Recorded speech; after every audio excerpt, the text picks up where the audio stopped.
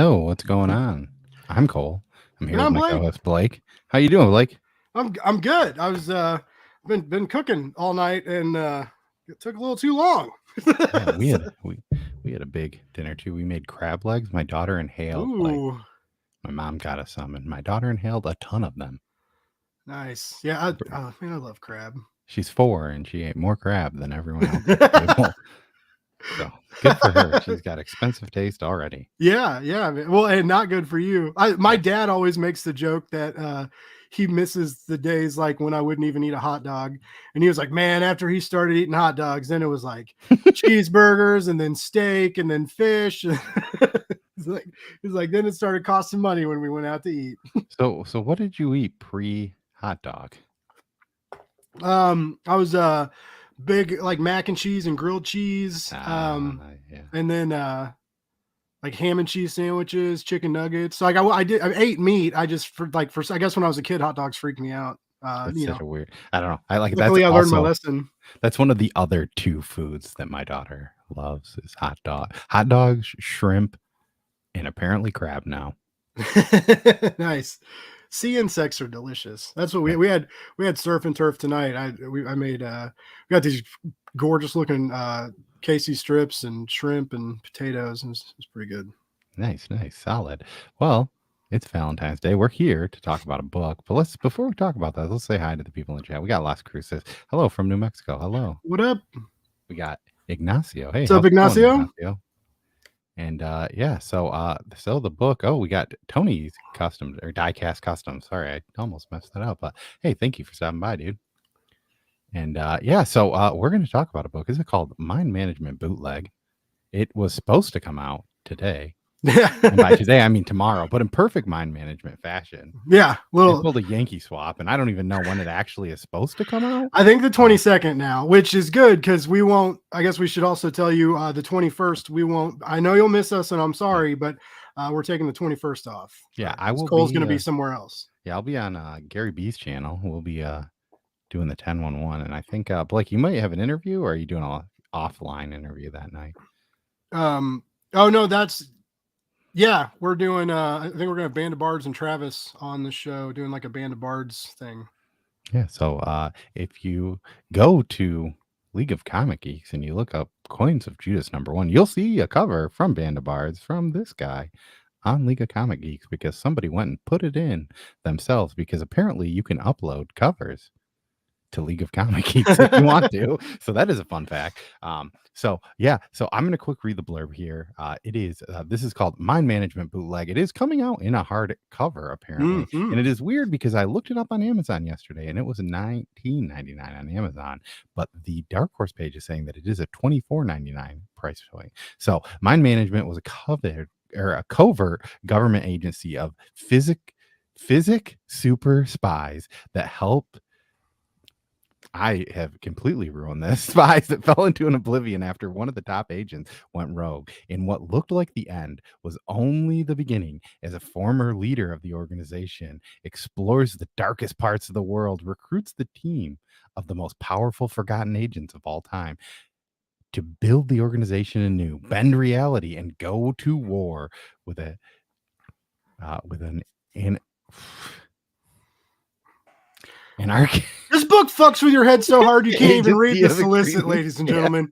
Extraordinary powers. So, yeah, I tried my best here. Ignacio says I rule. Hashtag right on. We got the hobbyist. Sorry about that. I don't know what happened. I had a crazy brain fart. This collects issues 1 through 4 of Mind Management Bootleg. The creative team is writer Matt Kent, who did all the art on the original Mind Management, but in this he has a different artist on every single issue. And yeah, I thought that was cool. Farrell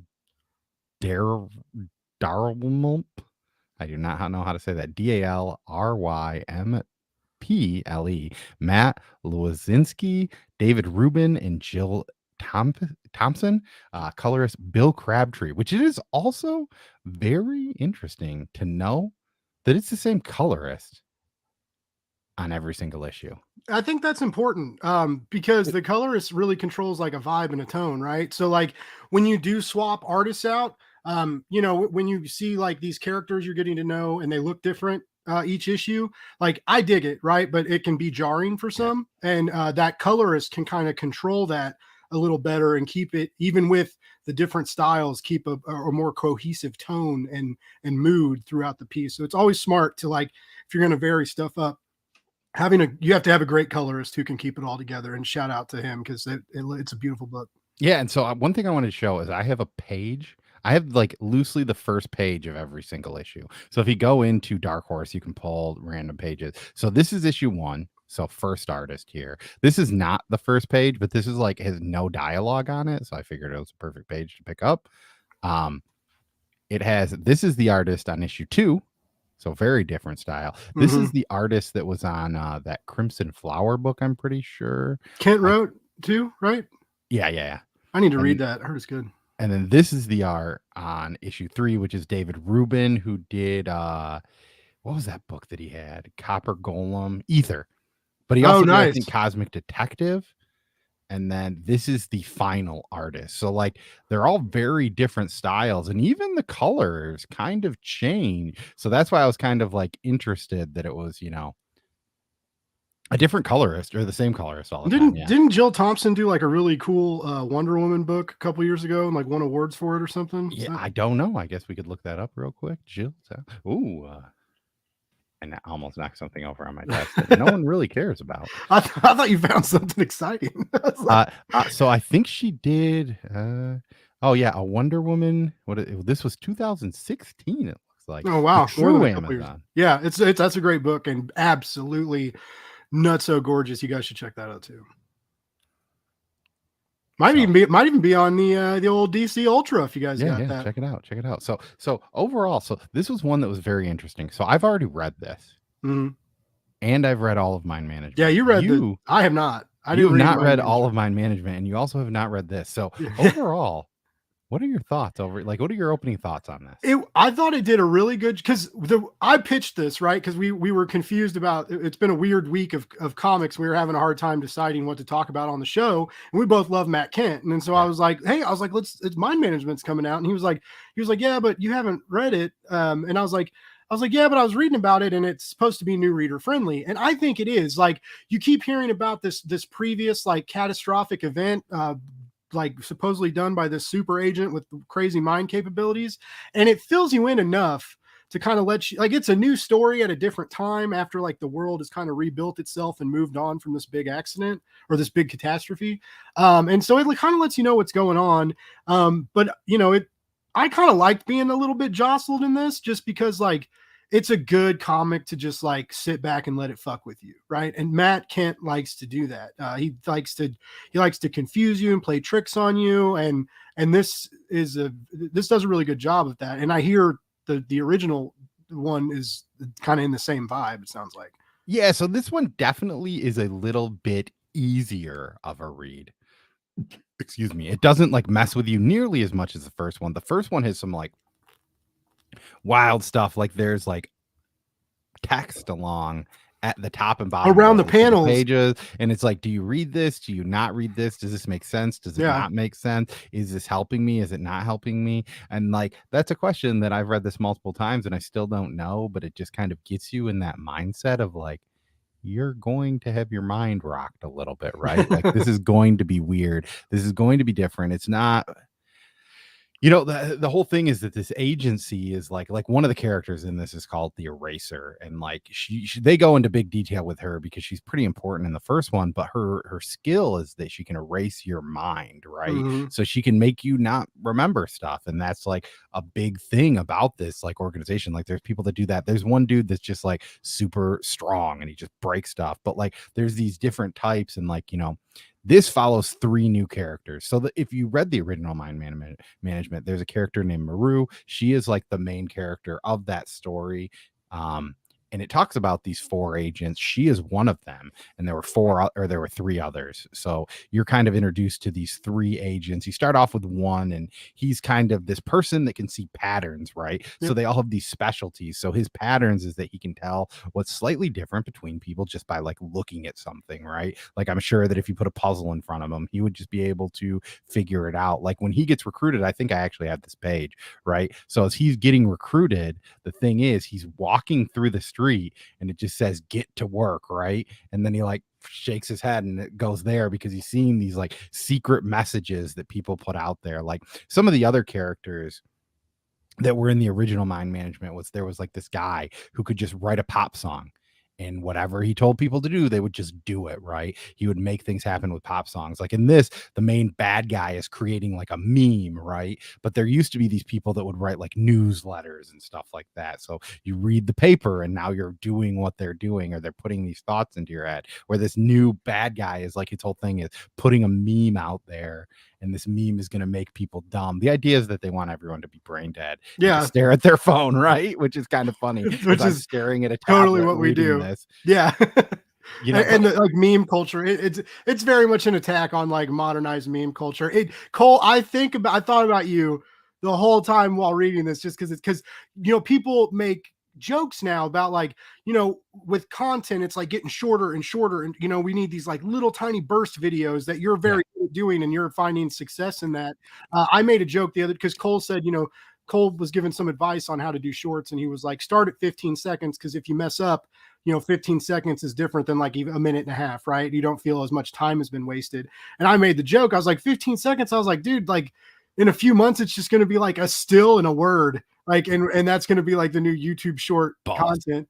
But it's just like, you know, people say that, you know, it's because, you know, they don't want to watch longer videos and stuff, or like maybe our attention span is dwindling. And Matt Kent is very on the ass of that culture, like in this narrative, you know, like very much like the meme, the GIF, the you know, all this stuff. The YouTube short, right? Yeah, it's all like, it's all the enemy. So I kind of got a kick about that, because we're all trying to tackle that realm. It's not just me. Like Cole's getting good at it, but it wasn't super long ago that Cole started this, and now other of our friends and other podcasters and other comic people with YouTube channels and stuff, like everybody's kind of trying it out now because it's working. And yeah, it's interesting to read like an author's attack on that culture when we're all trying to embrace it right now.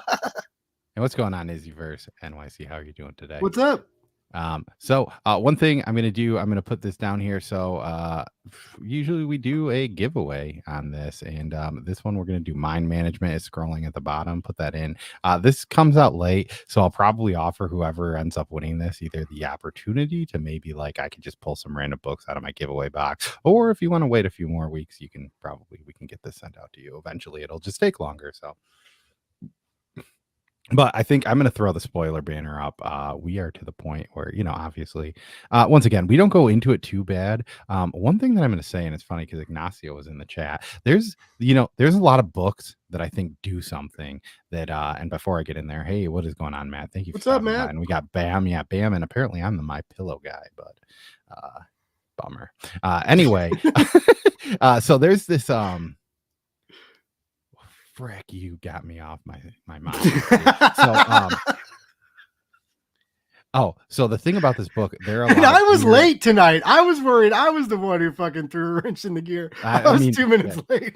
You being 2 minutes late just made me I just fucked Cole's day all up. Like, day is ruined. So the thing that's weird about this book, and the thing that they do in here, is that there are a lot of like weird nuances, right? So there's these like bubblegum comic books at the start of every issue, right? So like, does that really matter? Does it not matter? Probably not. The first issue actually has like an ad, and it's funny because if you read that ad, it's later on in that issue, you see that ad in an actual thing. So it's like, oh, did they want me to do this? Did they not? Yeah, people are throwing it down. So thank you. And we got the wrong hashtag, but it's still right there.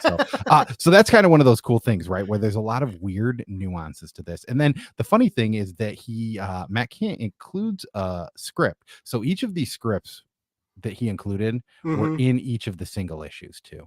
So that's not extra back matter. Yeah, I almost skipped it. I legit almost, I was kind of breezing over it because I was like, okay, this might be cool to look at later, but you know, right now as I'm prepping for the show, I may not need to read it. And then as I went over it, I was like, this isn't a scene from the issue I just read. So he puts in these like bonus script issues, and his demands for the artist fucking kill me. There's one where he's like, I need you to read this script, but don't read any of the dialogue, and then draw it with don't read any of the dialogue. Yeah. No, memorize the script Yeah, and then then there's a draw it by memory or draw it by something like that. memory, and then there's like a 50 panel request. Yeah. He's like, there's a 50 panel request. We're gonna zoom in on this guy's fingers as he snaps, and then his fingerprint ridges turn into like caverns, and then like we're gonna go Islands. yeah, and then there was another one where he's like, all right, we're gonna zoom in on Eraser's eyes, I think,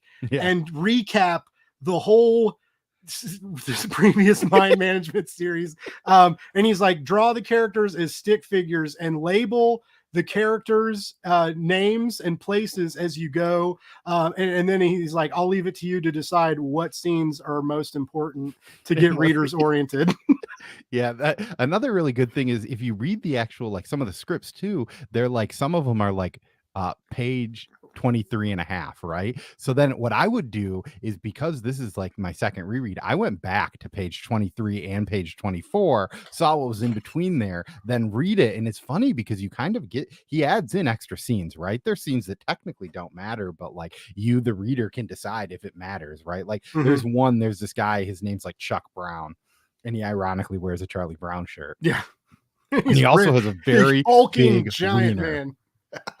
There's this one panel where you just see his wang and you're just like, wow, that is good for him. But anyway, you see it, and it like talks about like part of his backstory, that if you didn't read that extra little thing, you wouldn't know that, like, you know, some stuff happened in his life that makes him as odd as he is, right?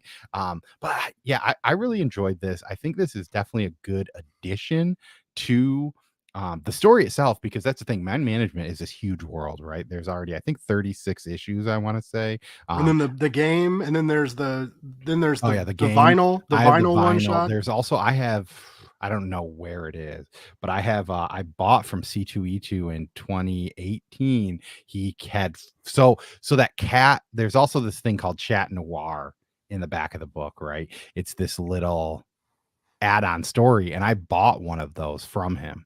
Oh, like, cool. It's just, here's this book that's made out of paper, and you can buy it at a con, because he was selling like, it was 25. Like a legit, like he was selling like legit zines that he printed himself. Yeah, it's like actually I don't have that book, but I might have a book that's similar to it somewhere around here. Yeah, so I have. What is that? What is this giant Miles Morales deal you just picked up? Oh, it's just a print in a frame. Oh, that's beautiful. Yeah, it's a local guy. So yeah, like I have this like zine. So it's literally like smaller than this. It's only like this big. Nice. And it's just this like singular issue. And I think his wife hand painted every single issue. She's a great artist. Yeah, she does a lot of They of his books. did Department H. Yeah, she did that. That spins out of this universe too, right? Supposedly. I don't know. Okay.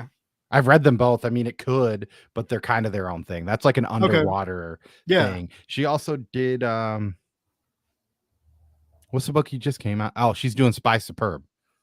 Yeah, that's right. Which is also, I haven't read the second issue yet, but that first issue was legit. I literally just put it back here. So I met them both at C2E2 that year, and I bought Department H Volume 1, and he drew a picture in it, and then his wife hand painted it. Oh my God. I remember it when Department H was coming out, you could pre-order it through their shop and get sketches. And I found out about every time, like I missed all 4 pre-orders, and I only have the Volume 1 hardcover, and you can get like the 2-volume omnibuses. I keep trying to find the other hardcovers, and there's definitely a little bit of an eBay tax. It's not horrible, but like eBay's full of like used library copies, or you know, that I fucked up the other day. I found all 4. I should have just bought the 4 set. A couple of them had dinged corners, but it was like $30 shipped for all 4 of them. Yeah. But I've been trying to avoid that because I already have Volume 1, right? Then I have 2 Volume 1s, which I guess you can just sell the Volume 1 with the eBay tax, dude. Get your money back. See, every time I try to sell stuff, it never works out. Like when I bought the Gillen Vader omnibus, I was like, I'll sell the trades for whatever. And you know, I got the omnibus for $50 on a nick and dent sale, and it barely had a nick in it. Like it's pristine basically. And I tried to sell like the 4 trades for like $30 shipped, and I was posting on Twitter, put it on eBay. Like I didn't get it. So every time I think I'm going to do that, it never pans out. Yeah. Like I'll sell this comic that no one will buy. Okay. So the positive of eBay, and this is probably another rant, we just got into the mind management of it all, is that you can loosely just like leave something on there forever. Yeah. Yeah, that's And true. that's kind of how I use it, right? Just put it for what you'd like to sell it. Eventually someone will buy it or make you an offer. Yeah, Or if you that's check true. it like once a week, somebody might like it. And Offer then them you know to $2 like cheaper. off. You need, yeah, you can Yeah. offer deals and stuff now. But yeah, so I mean, this story definitely goes with a different group. So if you've read the original, there's a different group here.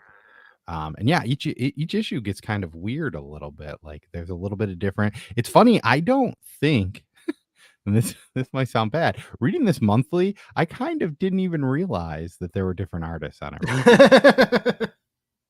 I could see that though. Like, you know, we, especially with the amount of comics we read and doing stuff for, you know, our channels and trying to make content and stuff. Like, it's a lot different reading stuff month to month. You know, when you're oversaturated in everything, as opposed to like reading a trade and getting it all at once and reading it in a night or reading it in 2 days. Like, I'm the same way, man. I get a lot of review copies and stuff, and I am constantly having to like go through the Google Drive and like pull up an old issue and be like, what happened last time? Okay, because it's just like I just read so many comics, man. It starts to, things run together.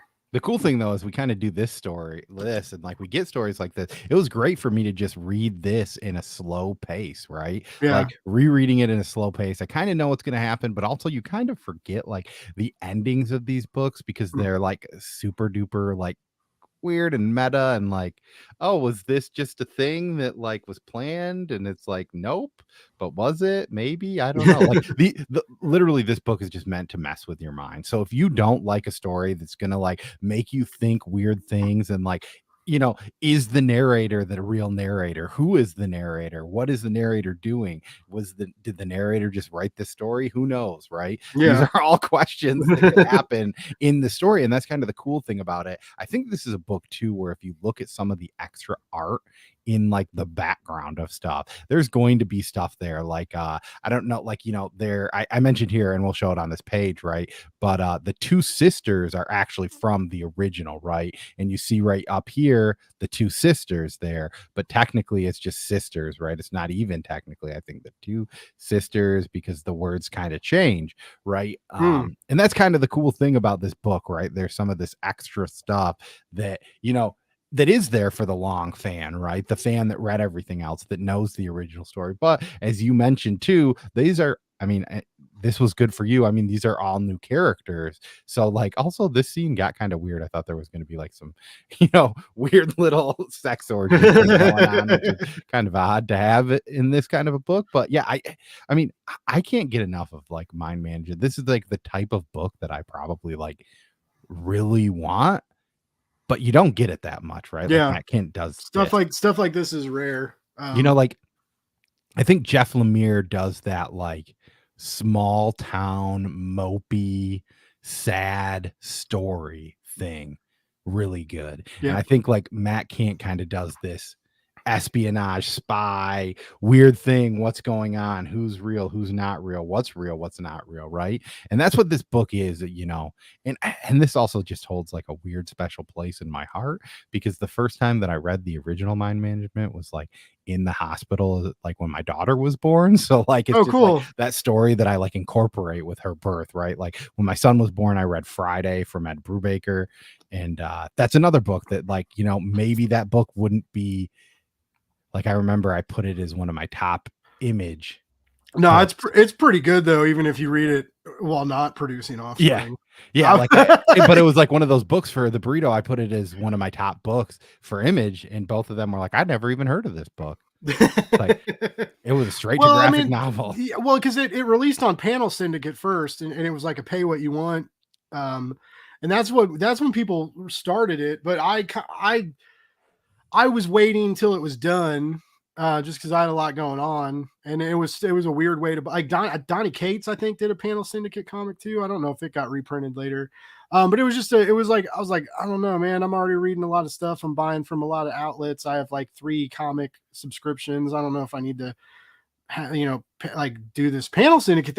Yeah. So I was, I kind of slept on it. And then, yeah, when Image put the trade out, well, Image sent me a copy. So like, I got a review copy but I read it and I feel like I read that whole trade in like 20 minutes and was just Yeah. like, what the, oh my God, it was so good. Well, and it's weird. You But almost yeah, want to say that this is like well, technically it's a young adult book, but I almost wanted to say like it's like a kid book, and it definitely is not a kid's book. But hey, what is going on, Callie and Jordan Squad? How you what's up doing? And guys? how's Canada? It's probably, I mean, it was super nice here today. It was 50, it might have got to 60 degrees.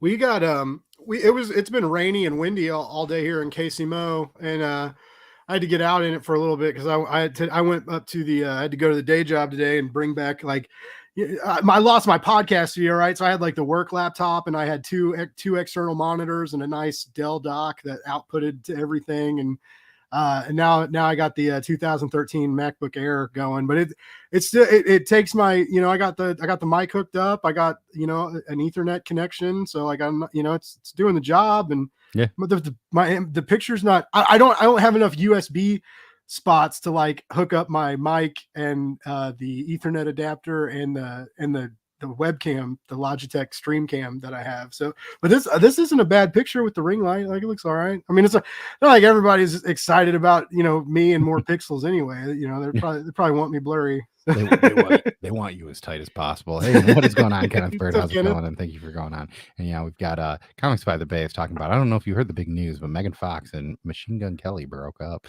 or maybe broke up. They're fighting currently. There's a chance. Megan, if you're watching right now. Yeah. Oh, I thought you were trying to get with Machine Gun Kelly. Nah, man, fuck him. I used to love I thought he was a great rapper. I still don't really understand the beef between him and him, but I love the joke that like Eminem fucking burned his ass so hard that he like changed genres. Well, that was the thing. The joke was so Michigan State, the basketball team, their Barstool account posted a thing like, now that Megan Fox broke up with Machine Gun Kelly, she follows like I don't know, that Charlemagne dude, Thomas Charlemagne, I think that's his name. I don't know, Timothy Charlemagne, that's his name. Yeah. Him, Henry Styles, Eminem, and Joey Hauser, which is a player for Michigan State's basketball team. There's just this weird gumpy dude, but like that was a joke, and I sent it to Matt like, we should make one of these. But yeah, I think I mean, I think this is a good book, and I'm just gonna quick share this screen because I don't think a lot of people saw it. So let's share this part.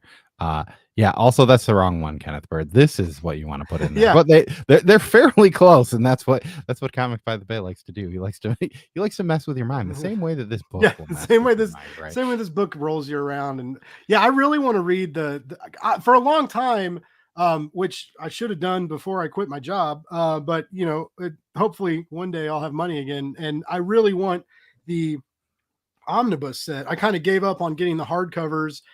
I thought I got a really good deal on the hardcovers a while back, but the guy, after like 5 months, never shipped them, and he ended up just giving me my money back. So at least I got my money back. But I was like, I thought I got all the hardcovers for $60, and it was such a good deal, and I was so excited. That was a solid deal. But yeah, you can go to Matt Kent's store, and he sells the 3 omnibuses. They're soft cover, unfortunately, but if you buy them, it's like $90 or $99, but he'll sketch each one of them and ship them. And I've bought from his store before, and he ships well and all that good stuff.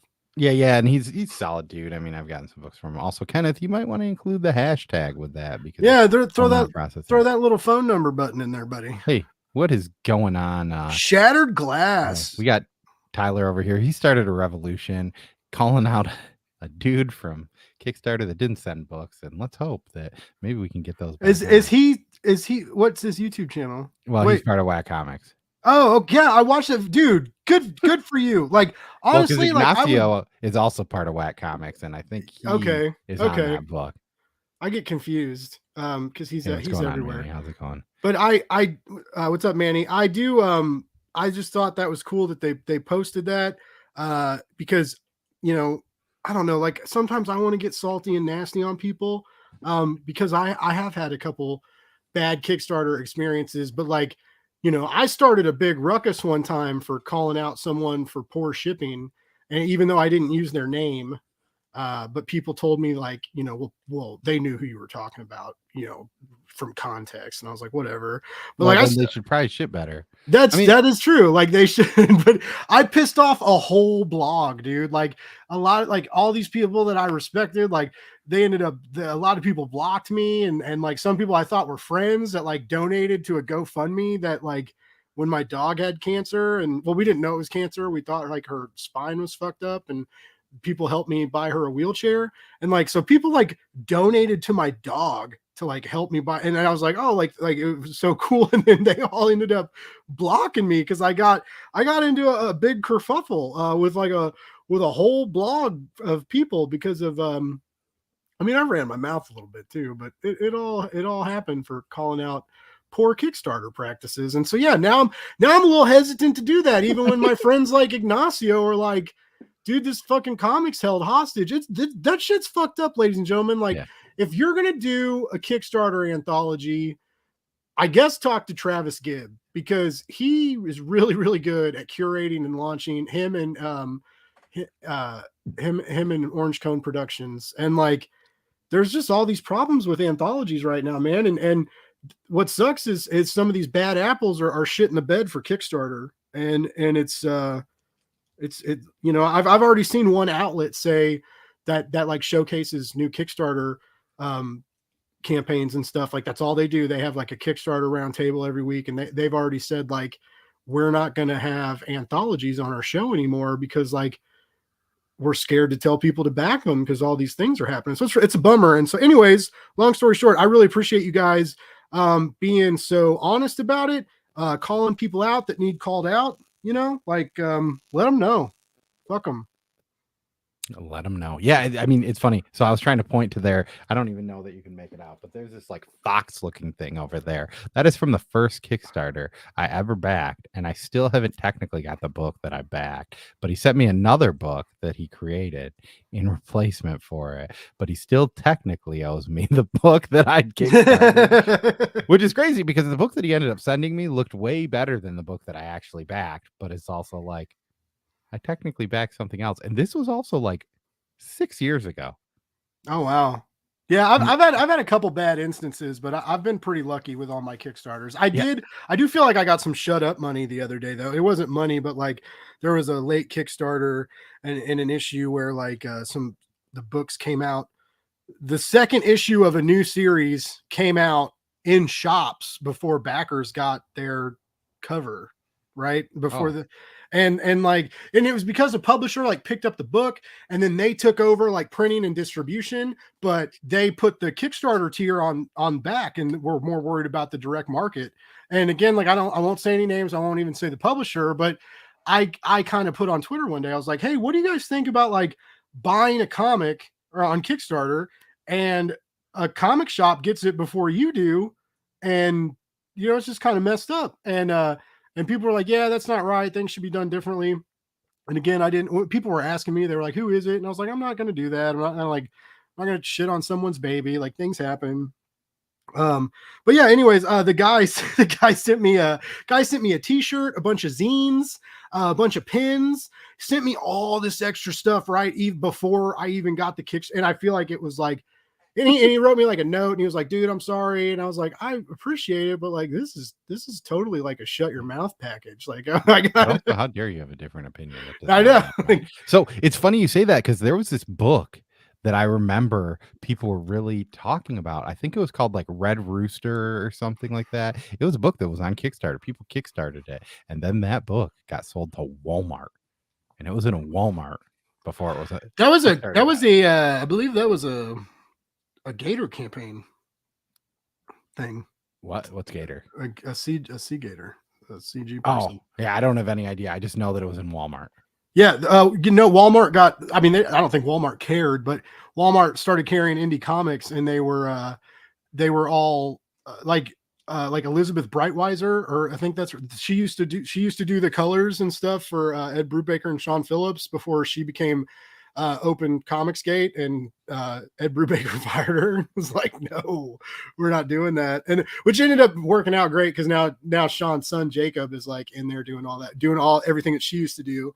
And yeah, which is sweet because he's awesome, and he's actually picking up some sweet like tips from his son, his dad. I got to interview him a while back, and I had to keep reminding myself, like, I wanted to ask questions about his dad, and I was like, let him bring it up, like if he brings it up, we'll go into that. And he mentioned, like, in quarantine, he went home because he had a tiny little apartment. So he went home to kind of live back at home. So he wasn't locked away by himself. And him and his dad shared the studio. And if you follow Sean Phillips, like, he's got a beautiful studio library. It's not like, it's like this whole finished attic space. It's amazing. He's posted a lot of pictures of it. So like sharing the space isn't a big deal, but I guess they worked out like a schedule where, like, I'll do this time and you'll do this time, and that way we're not like bumping into each other, and everybody has their own time in the studio to do their thing.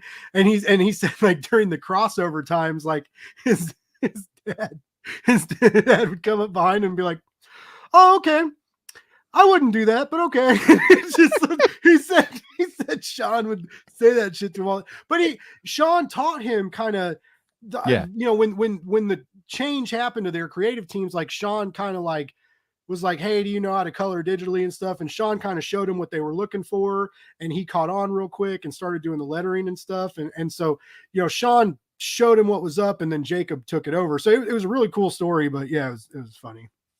They're good people. Sean Phillips, if you're watching this, I'd love to interview an Ed one day. Just throwing that out there. Sean Phillips watches all my streams. We don't know that for sure, but I like to tell myself that just, sometimes when I'm.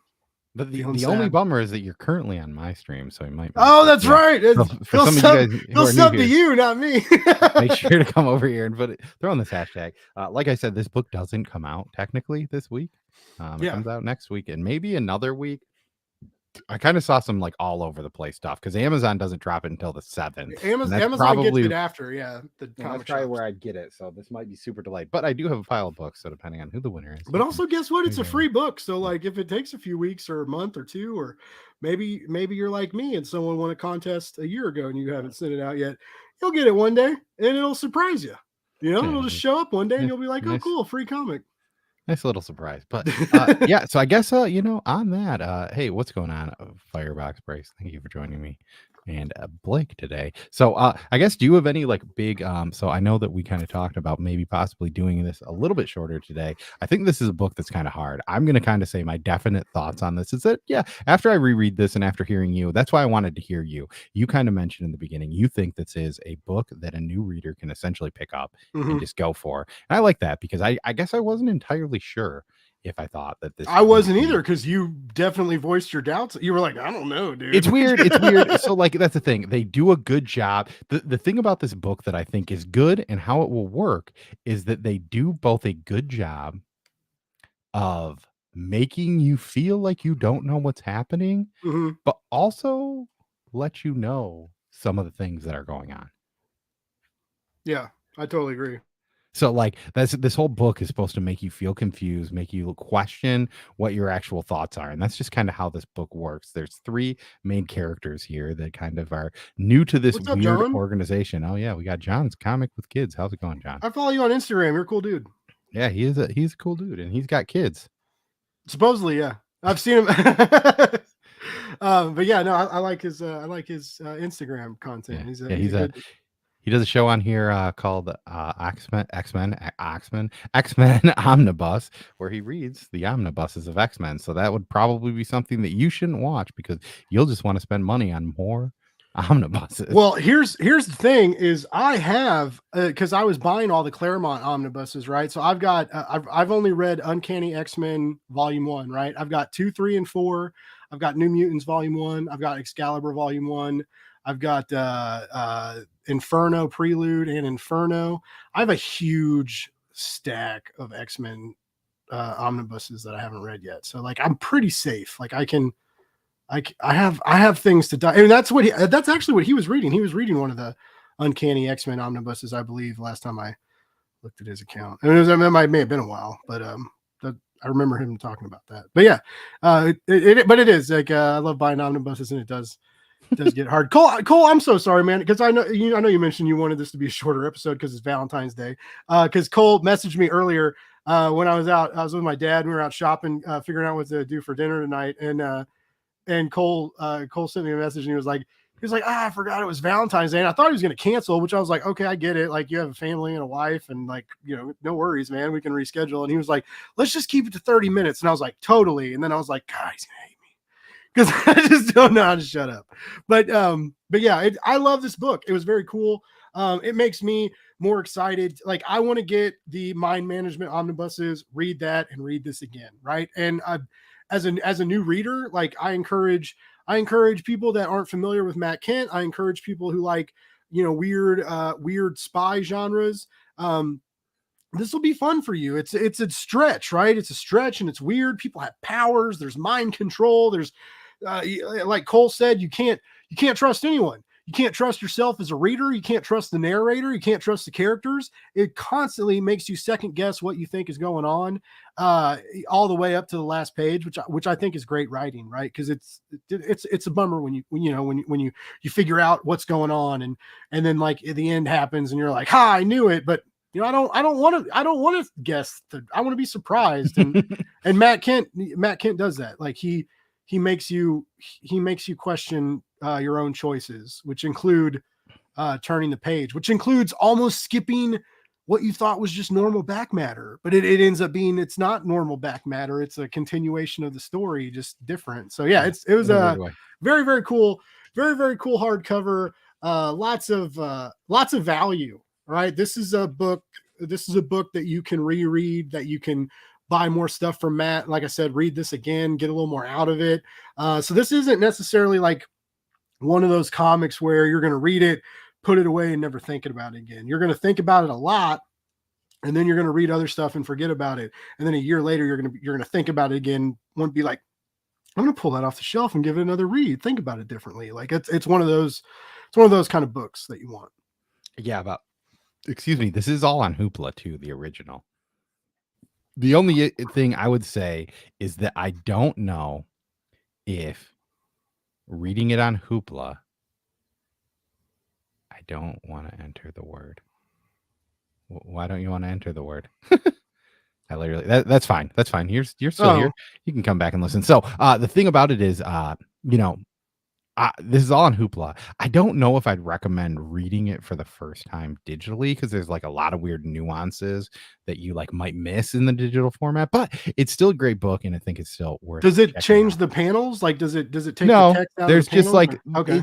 It's just like, when you see a word on a physical form that's kind of like a border, it hits a little harder. You're willing to read it, right? So once again, too, we do have 13 people in this stream, and we currently only have 10 entered into this. I'm probably going to run this in loosely 2 minutes. So if you want to get entered, make sure you drop that hashtag. But the thing about it is that the original one has a lot of cool stuff where there's all these extra words all about it, and it's weird because you don't know, like, right, like, is this happening, is this not happening, what's going on? But there's also this extra text, and it's like, is that important? I still don't even know the answer to that, and I've read this, the original twice, and I'll probably end up, this actually made me want to kind of go back and reread it again. So once I finish Watchmen, that I'm currently slowly rereading, which join Nick is an awesome dude, and come watch their stuff. Everyone is invited, and so if you're free mid-afternoon Thursday, Blake, you should maybe try and jump on there and hang out. That's funny, because I've recently found myself unemployed, so I'm definitely free Thursday afternoon. Nick is an awesome guy, and Ignacio is too. And if you want to, sometimes they get some talks that are like slightly depressing or weird and make you think a little bit different, but it's definitely a fun show, and I like both of those dudes very, very much. And and we always say, hey, you showed up a little bit, and that's all that we really care about, right? We just want to have you guys hang out with us. We appreciate it. Have some fun. So if you can't make it, we totally understand. Also, this is Valentine's Day, so I almost assumed we were going to have a smaller thing, but as we're hitting that mark, I think it's been the 2 minutes that I said it would. I don't even really know, but I'm gonna drum roll. Let's see who we got here. I should have entered. I want this book.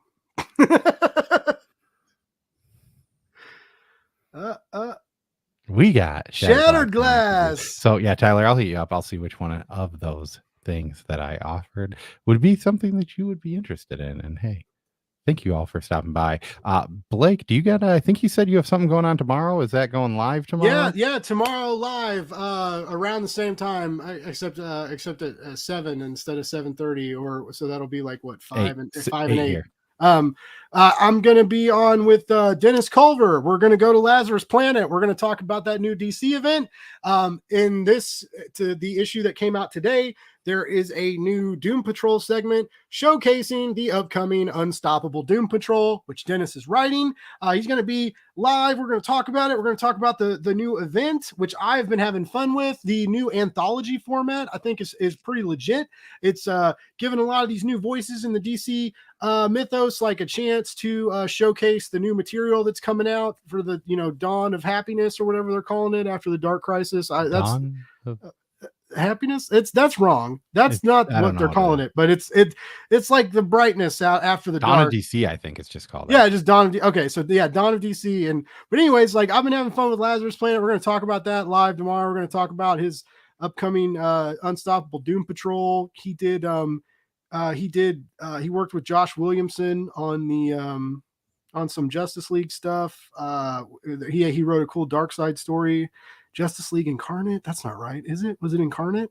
That might be it. Anyways, I'll definitely get the name right tomorrow. By tomorrow when he's on the show. Sorry, I definitely did not even put in links to this. I kind of forgot because I was making some graphics. And hey, Sleepy Reader, thanks for showing up. We are just actually cutting it about now. So thank you for coming. And sorry that we did not go as long as we normally do, but thank you for stopping by. And I would say check that out. I'm excited to see where that Doom Patrol is. Doom Patrol is one of the few franchises. I literally cut everything DC from my full list except for Batman and Detective, but Doom Patrol is a book that I'm gonna get. Book. I mean, and it's a mini. It's a mini too. So like, it's not like you're in for 20 issues. I think it's gonna be like 8 issues or something. But yeah, I'm excited. And I can't think of the art. Burnham's doing the art, and it's fucking pretty. Oh, it looks so good. So yeah. Anyways, I'm really excited. I hope you guys come hang out tomorrow. If not, it'll be up there later for you to watch. And it's gonna be cool. I don't get to talk big too much these days, right? So it's gonna be a nice little change of pace. Yeah, I still need to go back and finish some Monkey Prince and some Batman versus Robin, but I'll get to Lazarus. They just Monkey Prince 10 just dropped today. Yeah. I made a short about that. Did you? I was doing a DCUI actually. Oh, nice. Full on video, but it was like not a lot of people read it or watched it, and I don't even know if people actually liked it because it was more or less for me. So now I just look at them and I make a short about my top books coming out. Nice. But hey, yeah, I recommend checking that out. I'll probably have my next video on Friday. I'll talk about some most anticipated comics. I think I have Collecting with Durs on this week. So if you guys want to see that, make sure to stop by. But as always, I've been Cole. I've been Blake. Blake, yeah. And thanks for stopping by and hashtag ride on. Also, get mind management. It's going to ruin your brain, but it's also going to be cool. Read this book. It's very, very cool. Matt Kent is awesome. Check out his other stuff too. It won't let you down. Hashtag we love Matt Kent. All right. Bye. Bye, guys. Happy Valentine's Day.